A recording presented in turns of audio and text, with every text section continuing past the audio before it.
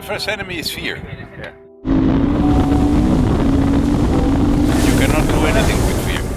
You have to get rid of fear. The second enemy, it's a very strange enemy. It's clarity.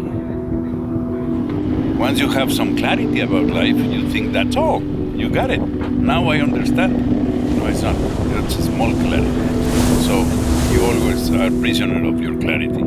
You have to expand. This is bigger, much bigger than what you can imagine. The third enemy, it's power.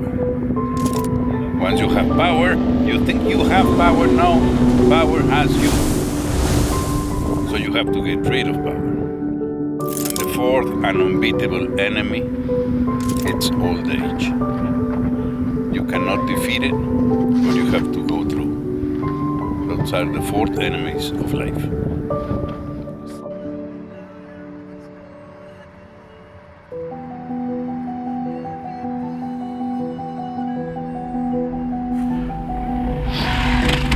Take care of us.